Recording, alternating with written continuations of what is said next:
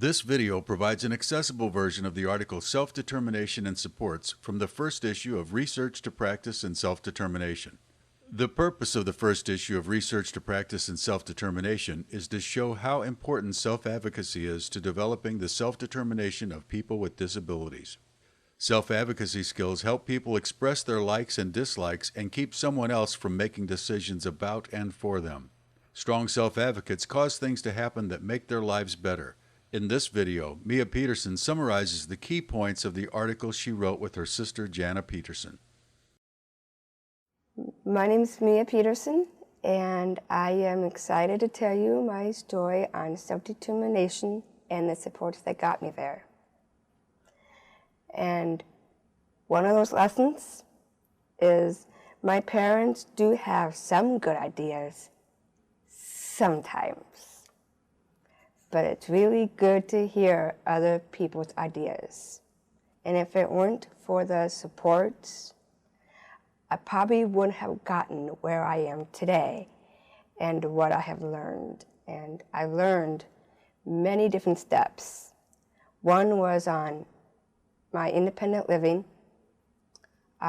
self-determination, being determined to doing those things independently, such as knowing how to get around to the airport because I do travel, such as being independent, getting to other places around your community, especially for living out of state from your family and your friends, was difficult at first. And the more I got used to it, it was much easier. In lesson number 2, doing things that are scary can teach you a lot about things you will like as an adult. And there are a lot of things that were scary. Just moving away from a new state, from Iowa to another whole different world out there in Ohio, was a lot of work, and it was scary at first. And then it got much more easier once I had a mentor in my life and other friends that lived in the community. In lesson 3, it is okay to let people who support you know what you are feeling and not to be afraid to speak from your heart. And that's where the role of a mentor is. Sometimes it's good to talk to somebody else than just the people that you love, even though they're out there, even though you love them the most. It's good to have someone I can talk to heart and not just with your parents. But I love my parents. They're great. I think it's great to have someone that you can talk to. Lesson number 4, it is good to have a mentor and a friend. A friend, someone I can talk to, someone I can look up to, someone that I can share my ups and downs with. It's just sometimes it's good to have someone that knows of a certain job that you were at, that knows about the business where you are working at, when it started out as Capabilities Unlimited Incorporated, and we began a newsletter called the Community Advocacy Press. And there were 2 other co-editors, one who also had Down syndrome.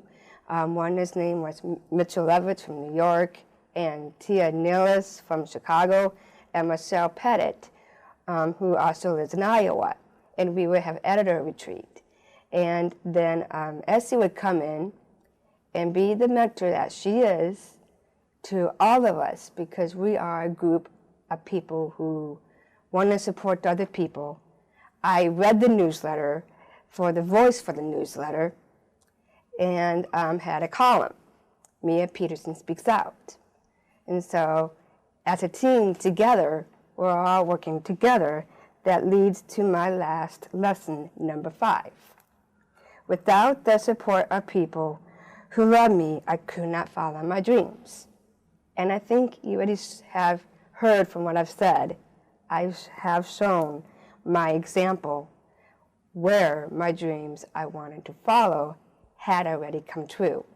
And being a presenter as myself, it shows that without social capital, without that social gathering, we wouldn't be around where we are today.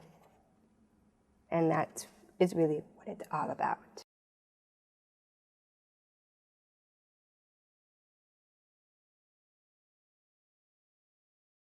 Mia owns a self-advocacy business called Aiming High. She writes and gives speeches about her life story, including the importance of supports in her life. She is also past president of People First of Ohio.